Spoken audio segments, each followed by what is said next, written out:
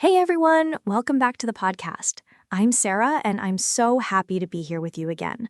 Whether you're listening while walking, cleaning, or having a quiet moment with your coffee, thank you for joining us. Today, we're talking about something super important: how to keep talking in English when you're stuck. And trust me, we've all been there, right? Absolutely. Hello, everyone. I'm Jimmy, and I know exactly what it feels like to be stuck in the middle of a conversation in a language you're learning. You're trying your best, you want to say something, and suddenly, boom, your mind just goes blank. You forget a word, or you don't know how to finish your sentence. It's frustrating, but also completely normal. In this episode, we're going to help you with real strategies to keep going, even when your brain says, nope, I'm out. Yes, and before we dive in, don't forget to like this video and subscribe to the channel. It really helps us keep making content just for you. Also, leave a comment and tell us, where are you listening from today? We love seeing your answers from all over the world. Okay, let's get started. So, Sarah, let's begin with this. Why do people get stuck when they're speaking English? Great question. There are a few reasons, I think. First, when you're speaking a second language, your brain is working double time. It's trying to think of the idea, then translate it, then form a sentence, all while keeping the conversation going. That's a lot of pressure. So sometimes the brain just freezes. You forget a word or lose your place. Another reason is fear. People worry about making mistakes, and that fear can actually stop the words from coming out. Exactly. And I've seen that many learners know what they want to say, but they're searching for the perfect sentence. They're trying to remember grammar rules or find the perfect word. But here's the thing, communication is not about perfection. It's about connection. If you focus too much on being perfect, you lose the flow, and then it gets harder to continue. So true. And this is why one of the best strategies when you're stuck is to keep going. Even if the words aren't perfect, even if the grammar is a little off, just keep talking. Use simple words, use your hands, use your face, use anything. The point is to keep the conversation alive. Exactly. And this leads us to one of my favorite techniques. I call it talk around the word. Imagine you forget a specific word, like microwave. You can say, that machine you use to heat food quickly. And boom, people will understand you. And sometimes they'll even give you the word you were looking for. Yes, that's a lifesaver. I use that all the time when I'm speaking in other languages. Describe the word, explain what it does or what it looks like. You don't need the exact vocabulary all the time. It's about giving the listener the idea. And while you're doing that, you're still talking. And that keeps your confidence up. Right. Another method I recommend is to use fillers and pauses wisely. Native speakers do this all the time. If you need time to think, it's okay to say things like, well, or let me think, or how can I say this? These are natural in conversation, and they buy you a few seconds to think without going completely silent. Exactly. It's funny, sometimes learners believe they have to speak like a robot, one perfect sentence after another. But real conversation is messy. It has pauses, hesitations, repeats, and that's okay. So if you feel stuck, don't panic. Take a breath, use a filler, and then try again. Another helpful idea is to rephrase or change direction if a sentence isn't working. Let's say you're trying to say something complicated and the sentence isn't coming out right. Instead of stopping, you can try a different sentence. You can say, let me say it another way, or I mean, and then go in a different direction. That keeps the rhythm going and shows you're trying, which people always respect. Yes, that's such a good one. When I was learning Spanish, sometimes I would try to tell a story and forget how to say something important. But instead of stopping, I'd change the story slightly or skip that part. The key was don't stop completely. Because the moment you stop, your brain starts to worry and your confidence drops. So it's better to keep the flow even if you have to simplify what you're saying. So true. And something else that helps a lot is preparing chunks or sentence starters. These are short expressions you can memorize and use in many situations. Things like, that's a good question, or I'm not sure, but I think, or let me try to explain. These phrases are like tools in your pocket. When you're stuck, you pull one out and use it to restart. Exactly. You don't have to invent new sentences every time. If you have a few ready-to-go expressions, you can use them to fill space, show confidence, or move the conversation forward. And the more you practice them, the more natural they sound. Let's give our listeners a few examples of these useful phrases. I'll say one and you add another. Ready? Let's do it. Okay, here's one.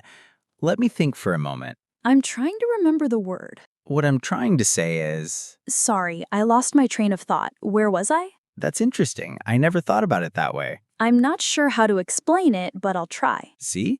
If you practice these, they become part of your natural speaking habit, and they help you keep going even when you feel stuck. Definitely. And remember, mistakes are part of the process. The only people who don't make mistakes in English are native speakers, and even they make mistakes too. The goal isn't to be perfect. The goal is to express yourself, connect, and keep going. That's why confidence is more important than vocabulary sometimes.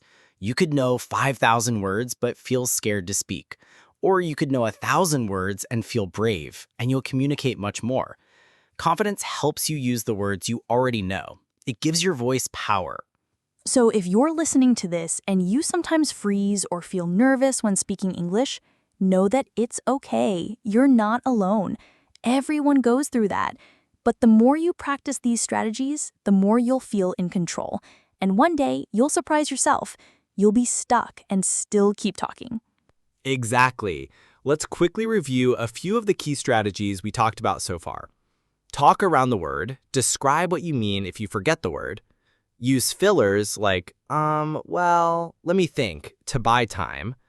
Change direction, restart, or say things in another way. Use sentence starters, phrases that help you begin speaking again. Stay calm and keep going. Don't let a mistake stop you. And of course, practice out loud. Don't only listen or read, speak. Even if you're alone, say your thoughts in English. This builds your fluency muscle. Just like going to the gym makes you stronger, speaking English every day makes your speaking stronger. That's a really important point. Even talking to yourself, describing your day, your thoughts, your plans, helps. The more you do that, the easier it gets to keep going in real conversations. And in the next part of the podcast, we're going to talk about some real-life examples, like what to do when you forget a word during a job interview, or when you're ordering food and your brain freezes. These situations happen all the time, and we'll show you how to handle them with confidence. Yes, part 2 is going to be packed with practical situations and even more solutions. But before we go on, remember to hit that like button and subscribe if you haven't already. That way you won't miss the next episodes and you help our podcast grow. Also, leave us a comment and tell us, what do you do when you get stuck while speaking English? Do you have a favorite phrase or trick? We'd love to hear your ideas too. All right, take a deep breath, stay confident, and keep speaking. Part 2 is coming up next, and we're just getting started. All right, we're back. And if you're still with us, thank you for sticking around. This part of the episode is going to be super practical. We're going to talk about real-life situations where English learners often get stuck. These are things that can happen every day, like going to a restaurant, answering questions in class, or even speaking during a meeting. We'll walk you through these moments and share tips on what you can say when your brain just freezes. Yes, and remember, these examples are not about speaking perfectly. They're about staying calm, being flexible, and using the English you already know to keep the conversation moving. The truth is, nobody expects you to speak like a native. What matters is your confidence and your ability to stay in the conversation, even when it feels hard. So let's dive into the first situation. All right, picture this. You walk into a restaurant. You sit down, look at the menu, and the waiter comes to take your order. You want to ask a question about one of the dishes. Maybe you don't understand a word, or you're not sure what something means, but suddenly your brain goes quiet. What can you do? This is such a common moment. Many learners feel shy or embarrassed to ask questions in restaurants, especially when there's pressure to speak quickly. But here's a great trick. Use polite question starters that you can remember and practice. You don't have to make a long, perfect sentence. You can say things like, "What is this dish?" Or, "What does this mean? Can you explain what's inside?" Simple, right? These are short and clear, and the waiter will understand immediately. Yes, and even if you forget the word dish, you can just point at the menu and say, "Sorry, what is this one?" The key is don't stay silent. Use your body language, use your smile, and most importantly, show that you're trying. People are usually kind when they see that you're making an effort. Another good one is, how do you say this? Or what do you recommend? If you don't want to say the name of the food, maybe it's hard to pronounce, you can let the server guide you. These kinds of simple phrases are perfect for staying Now in the let's talk conversation, about another even if situation. you're unsure. You're in a meeting or a class, and someone asks you a question in English. You understand the question, but you need time to think. Your mind is searching for the answer, and you feel pressure because everyone is waiting. What can you do? First of all, take a deep breath. It's okay to take a few seconds before speaking, and it's totally okay to use phrases like, "Let me think for a moment. That's a good question. I need a second to find the right word." These kinds of sentences are super helpful. They give you time to think and show that you're not ignoring the question. You're just getting ready to answer. Yes. And once you start speaking, you don't have to give the perfect answer. You can say something general first and then go into detail. For example, if someone asks, "What's your opinion about this project?" and you feel stuck, just begin with something like, "Well, I think it's interesting. In my opinion, it could work, but let me try to explain." These openings help your brain shift into speaking mode and reduce the pressure. Exactly. It's like giving your brain a soft runway to take off. You don't start with the hard stuff, you ease into it. And if you forget a word while you're speaking, just pause and describe it. For example, you might say, "We need a, what's the word? The thing that helps us track the numbers." And someone might help you, "Do you mean a spreadsheet?" Then you say, "Yes, that's it, a spreadsheet." That's perfect. And that actually brings me to another strategy. Ask for help. So many learners are afraid to ask questions when they're stuck, but asking is a strength, not a weakness. If you forget a word, just say, "How do you say?" or "What's the word for?" And often the other person will help you without judgment. Yes, that's a sign of communication skills, not failure. It shows that you care about the conversation and that you're not afraid to learn. People usually appreciate that. You're being open, Let's do a and that little makes you role play more for fun. confident next time. I'll pretend to be a student giving a short answer in class. You'll be the teacher. I'll try to keep talking even when I forget some words. Ready? Let's do it. All right. So I think the book was interesting because the main character, he had to, how do you say, when someone is very strong, but inside, not outside? Do you mean emotionally strong or resilient? Yes, exactly. Resilient. He had to be resilient to face all the problems in the story. And also, the writing was, how can I say it? Not difficult, but also not too simple. Do you mean balanced or clear? Yes, clear. The writing was clear and easy to follow. So that's why I liked it. That was great. You kept going, you asked for help, and you didn't give up. That's exactly the kind of courage learners need. Thanks. And honestly, that's what we want our listeners to feel, that they can do this. You can be in a conversation, get stuck, and still come out of it smiling. It's about being flexible and using the tools we've been talking about. Let's move on to another common situation, traveling. Imagine you're at the airport or the hotel. Someone asks you something in English and you feel nervous. You might be tired or confused and your brain doesn't react quickly. What can help here? First of all, slow down. You don't need to answer fast. Take a breath and use calm, clear words. For example, if someone asks, "Do you know where gate 15 is?" and you didn't hear them well, you can say, "Sorry, can you repeat that?" Or, "Can you speak more slowly?" Or, "I didn't understand. One more time, please." You don't need to panic. Just ask. Most people are happy to repeat or speak slower. Yes, and when you're the one who wants to ask a question, but you're not sure of the words, just use what you know. If you don't know how to say, "I have a reservation," you can say, "I booked a room." If you can't remember boarding pass, say ticket for plane. You're communicating. You'll still be It understood. doesn't have to be perfect. And sometimes gestures help. Pointing, showing your phone, using a translation app, all of these things help keep the conversation going.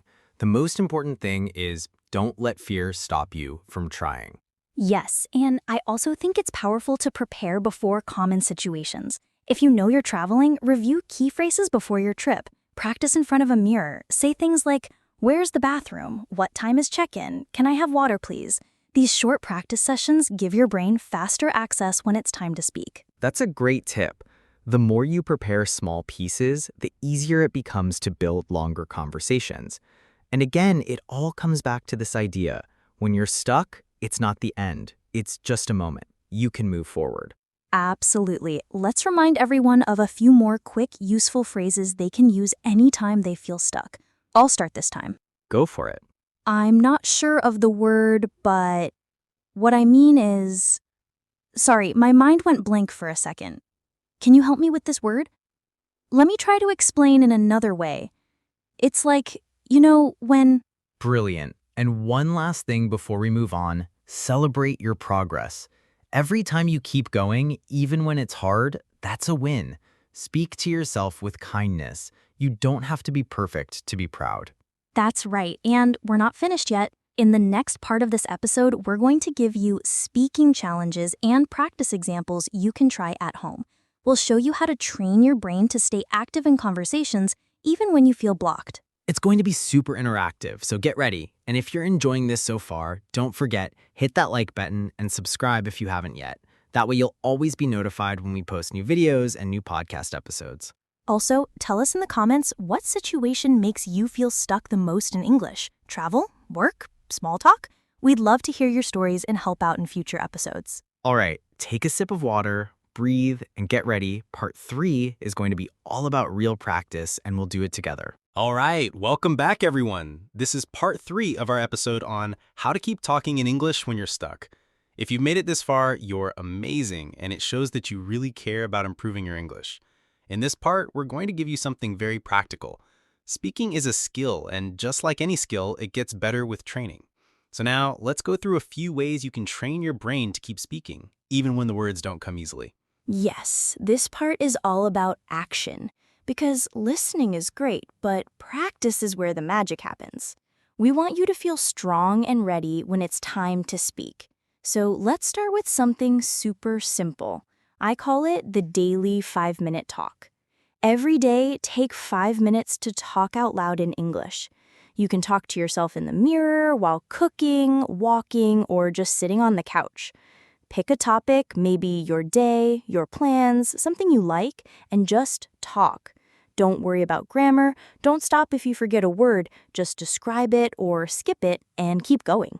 That's such a great exercise, and it really works. I've met learners who improved so much just by talking out loud to themselves every day. Even if nobody is listening, you're building confidence. Your brain gets used to finding words and creating sentences faster. And over time, you'll feel more natural, even in real conversations. Exactly. And to help our listeners get started, let's give them a few topics they can practice at home. I'll list a few and you can add more, okay? Sounds good. All right. Describe your morning routine. Talk about your favorite movie. Explain how to make your favorite food. Describe your city or neighborhood. Talk about what you want to do this weekend. Nice list. Here are some more. Tell a short story from your childhood. Describe a person you admire and why. Talk about something that made you happy today. Explain what you do at work or school. Describe your dream vacation. Perfect. And when you do these exercises, it's okay to pause to say, or what's the word? The point is to train your brain to stay active. You're learning how to keep talking Here's something else even that when works you're really not well. 100%. It's called shadowing. This is when you listen to a short piece of English, maybe a video or podcast like this one, and you repeat what the person is saying at the same time or just after. You try to match their words, rhythm, and tone. It's like doing vocal push-ups. It helps with fluency, pronunciation, and confidence. Yes, shadowing is amazing. Start with short, clear clips. 1 or 2 minutes is enough. You can pause, rewind, and try again. And don't be afraid to sound silly. You're not performing for anyone, you're practicing. You can even record yourself and listen back. Over time, your sentences will become smoother, and your thinking will get faster. Another great exercise is what I call sentence building. You start with a very simple sentence, like, I went to the park. Then you build it step by step. I went to the park yesterday. I went to the park yesterday to meet a friend. And I went to the park yesterday to meet a friend and we had a picnic. This kind of practice helps you feel how sentences grow. It's like building a tower, one block at a time. And it trains you to keep going even if your first sentence is basic. That's a fun one, and it's great because it teaches you that you don't need to start with a perfect sentence. You can begin with something small and keep adding ideas as they come. And if you get stuck, describe something or change direction, like we talked about earlier. Exactly. And if you want to make it even more fun, you can turn it into a speaking game. Choose a random object like a cup, a pencil, or a photo, and speak about it for 60 seconds without stopping. You can describe it, talk about how you use it, tell a story about it, anything. The goal is to keep talking for the whole minute, even if it's not perfect. Yes, that's a really good fluency challenge. And here's a tip. If you're doing that and forget a word, don't stop. Say something like, it's the thing you use to, or I don't know the word, but it looks like. That's exactly what native speakers do too. We all forget words sometimes, when they forget a even word. in our own language. What makes the difference is what you do next. And these little games help you stay flexible and creative when you speak. And you can do all of this by yourself or with a friend. If you have a language partner, you can practice together. Set a timer, give each other topics, and support each other when someone gets stuck. It's more fun and you'll learn faster. Let's also talk about mindset for a second. Because honestly, a big part of speaking confidently is not just the words, it's how you feel. If you believe that you have to speak perfectly, you will always feel nervous. But if you give yourself permission to be human, to make mistakes, to laugh when you get stuck, then speaking becomes easier, even when it's hard. Yes, it's not about being a perfect speaker. It's about being a real speaker. You speak with pauses. You speak with emotion. Sometimes you forget a word and you smile and keep going. That's what real communication looks like. And that's what people remember. Not your mistakes, but your courage.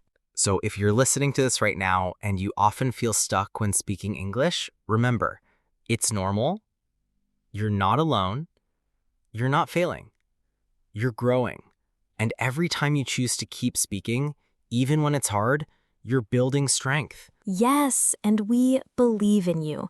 That's why we make these podcasts, because we want you to succeed. So let's quickly review the training ideas we shared today. You can Here's even the write list. them down and try Daily them. 5-minute talk, speak out loud on any topic, shadowing, repeat short clips and match the speaker, sentence building, grow your ideas one step at a time, 1-minute fluency challenge, pick a random object and speak for 60 seconds, mindset shift, give yourself permission to be imperfect and keep going. And of course, don't forget all the strategies from parts 1 and 2. Things like using fillers, asking for help, changing direction, and preparing sentence starters. These tools will help you feel confident and prepared in any conversation. And we want to hear from you too. Leave a comment and tell us which tip was your favorite today. Which one are you going to try first? And if you've ever had a funny moment where you got stuck but kept going, share that with us. We love hearing your stories. And if you enjoyed this episode, please give us a like and subscribe to the channel. It helps us reach more English learners like you. And don't forget to turn on the bell so you never miss a new video or podcast. Also, if you'd like us to cover more topics like this, maybe how to start a conversation or how to sound more natural in English, let us know. We're always listening to your feedback.